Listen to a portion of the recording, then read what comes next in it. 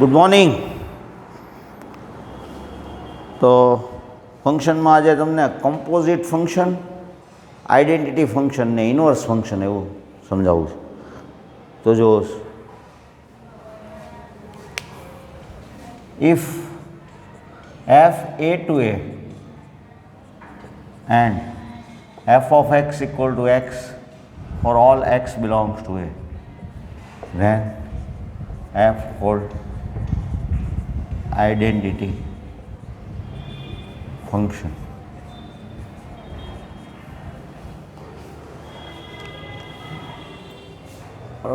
Notation I A or F A. If f domain and codomain both are same and every x belongs to a fx equal to x, then f called identity function from a to a. એટલે f of 1 equal to, suppose આપણે એમ કહીએ, suppose a equal to 1 2 3, fx equal to x, so f of 1 1, f of 2 2, f of 3 3. બરાબર. તો આ જે function છે એની range તો કે 1 2 3. બરાબર. fx equal to x for all x belongs to a, then f is identity function. બરાબર.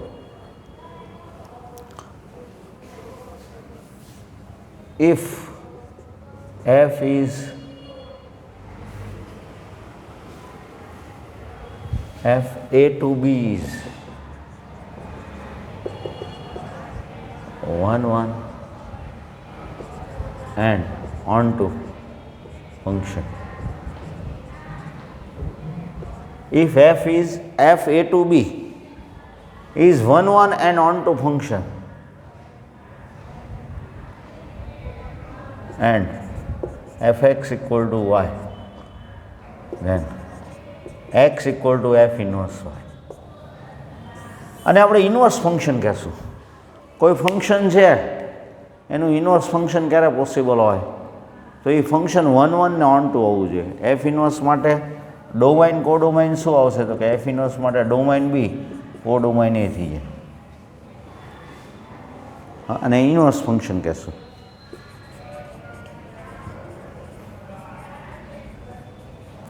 કોઈ ફંક્શન 1 1 અને ઓન ટુ હોય તો એવા ફંક્શનનું F x equal to Y તો X equal to F inverse Y, F inverse B to A તો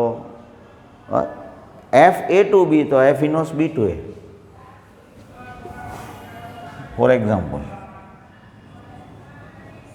F R to R, F x equal to 2x plus 3, find F inverse. આપણને F inverse find કરવાનું કે F x equal to 2x plus 3 હોય તો find F inverse. તો આપણે કેવી રીતે ફાઇન્ડ કરીશું? તો સપોઝ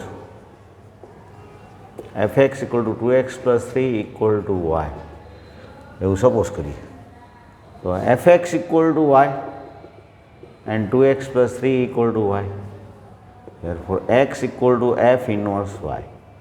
આ ન્યૂ કોન્સેપ્ટ છે, નવું છે ઇન્વર્સ ફંક્શન. બરાબર. પછી તમને સમજાઈ જશે. 2x plus 3 equal to y, so 2x equal to y minus 3, x equal to y minus 3 by 2. બરાબર. Therefore f inverse y equal to y minus 3 by 2, so f inverse x equal to x minus 3 by 2. તો this is inverse function of f x. fx equal to 2x plus 3, then f inverse x equal to x minus 3 by 2. બરાબર. તો આ રીતે આપણે find કરીએ કે inverse function. આનું તમારે ઇન્વર્સ ફંક્શન ફાઇન્ડ કરવું હોય આઈડેન્ટિટી ફંક્શન માટે. હવે તો આઈડેન્ટિટી ફંક્શન માટે ઇન્વર્સ ફંક્શન તમારે ફાઇન્ડ કરવું હોય, બરાબર, તો એનું શું આવશે? F x equal to x, so x equal to F inverse x. તો એનો મિનિંગ એવો છે એનું ઇનવર્સ ફંક્શન સેમ આવશે. F A two A, so f inverse A two A. તો આઈડેન્ટિટી ફંક્શનનું ઇન્વર્સ ઇટ સેલ્ફ જ હોય. બરાબર. હવે તમને થોડીક કમ્પોઝિટ ફંક્શનની વાત કરું.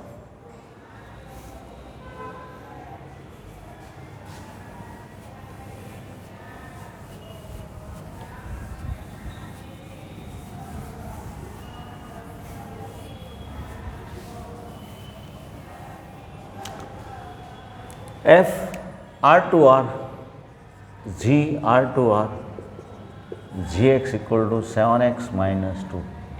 Find f of g, g of n. Composite function. અને આપણે કમ્પોઝિટ ફંક્શન કહીએ, કેવી રીતે ફાઇન્ડ કરાય એ તમને શીખવાડ દઉં. f of g of x, f of gx, બરાબર. જો gx equal to 7x minus 2, here gx equal to 7x minus 2, so f of 7x minus 2. આ જે composite function f of g અને f of gx, gx equal to 7x minus 2, fx equal to 2x plus 3, so f of y equal to 2y plus 3, f of z equal to 2z plus 3, so f of 7x minus 2, 2 into 7x minus 2 plus 3, so 14x minus 4 plus 3, so 14x minus 1. fx equal to 2x plus 3, અને m કહી દો તો f of m, તો 2m plus 3, 2m plus 3. 14x minus 4 plus 3 એટલે 14x minus g of fx. આ જ એક્ઝામ્પલમાં g of fx આપણે find કરવું હોય તો કેમ ફાઇન્ડ કરાય? અને g of fx એવું કહેવું. fx equal to 2x plus 3, fx equal to 2x plus 3 છે. હવે gx equal to 7x minus 2, g of m equal to 7m minus 2, g of n equal to 7n minus 2. અને આપણે n કહી દો તો g of n 7n minus 2, એટલે 14x plus 21 minus 2, એટલે 14x plus 19. બરાબર. તો આને કમ્પોઝિટ ફંક્શન કહેવાય. ઘણીવાર F O F, G of G એવું ફાઇન કરવાનું કે G of G, F of F. તો જી ઓફ જી કેવી રીતે ફાઇન કરાય? તો જી ઓફ એક્સ એટલે G of G X. G X means 7x minus 2. આને સપોઝ ટી કહી દો તો જી ઓફ ટી, તો જી ઓફ ટી એટલે 7t minus 2, 7 into t minus 2. બરાબર. જો gx equal to 7x minus 2, g of m equal to 7m minus 2, g of m તો 7m minus 2, તો 49x minus 14 minus 2 means minus 16. બરાબર. આવી રીતે f of f fine કરીને f of x. fx equal to, here fx equal to 2x plus 3. fx equal to 2x plus 3. f of t equal to 2t plus 3. So 2t plus 3. એટલે 4x plus 6 plus 3 means 9. બરાબર કે? ઘણી વાર આવું આવે f of x. તો તમારે શું કરવાનું? f of x. તો કમ્પોઝિટ ફંક્શન તમે f of fx ફાઇન કર્યું હોય તો શું છે? તો કે 4x plus 9. બરાબર. ફાઇન્ડ f of f એવું કીધું હોય તમને તો 4x plus 9. f of x 2x plus 3, f of t તો 2t plus 3, તો આને t સમજી લ્યો એટલે 2t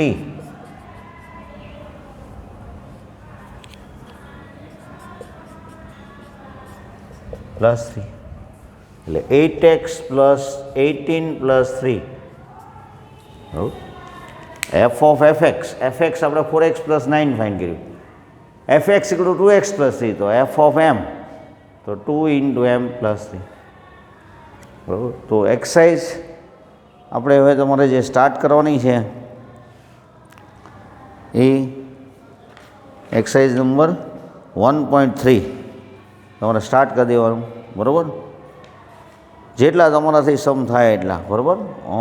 સોમવારે આવો મંડે તમે ત્યારે તમે 1.3નું હોમવર્ક સબમિટ કરજો બરાબર. તમારાથી જેટલા સમ થાય એટલા. એવો પ્રોબ્લેમ નથી કે ભાઈ તમારે બધા સમ થઈ જ જવા જોઈએ, પણ હું તમને આખી એક્સરસાઇઝ આપું છું બરાબર. એક બે હજી ડિફિકલ્ટ સમ કરાવું છું તમને. 1.3નો પહેલાં તો ફર્સ્ટ કરાવું, some number first.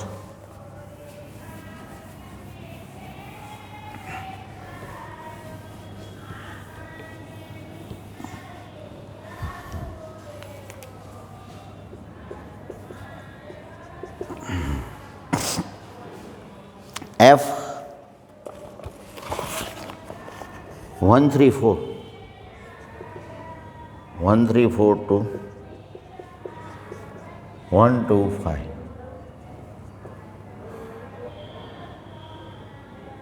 G 125 to 1 and 3. F equal to 1 to 1, 2, 3, 5, 4, 1. G equal to 1, 3, 2, 3, 5, 1. Find G of F.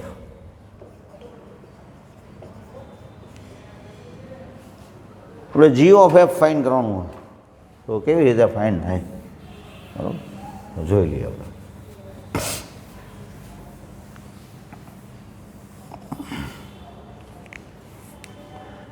G of f of x, G of f of x, G of fx.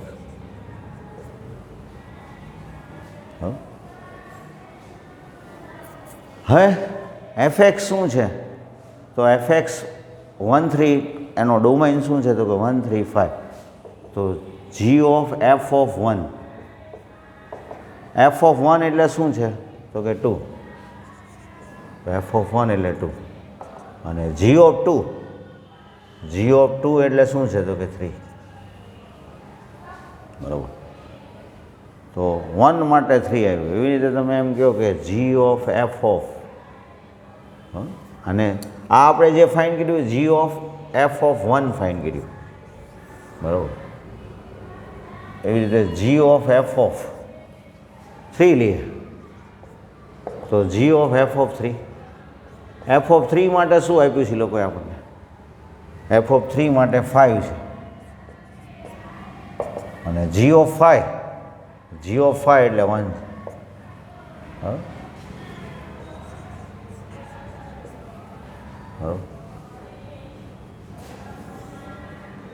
G of f of 4, તો G of f of 4 બરાબર. f of 4, f of 4 એટલે તમને 1 આપ્યું છે. અને G of 1 એટલે શું આપ્યું છે તો કે 3. તો G of f of 4. તમને જો રેન્જ કીધી હોય R of G of f તો કયા કયા એલિમેન્ટ આવે તો કે 1 and 3 બરાબર. રેન્જ શું આવે 1 and 3. એનો ડોમાઇન શું તો કે 1, 3, 4. એટલે G of f માટે f a to b હોય, G c to d હોય, તો G of a માટે a to d.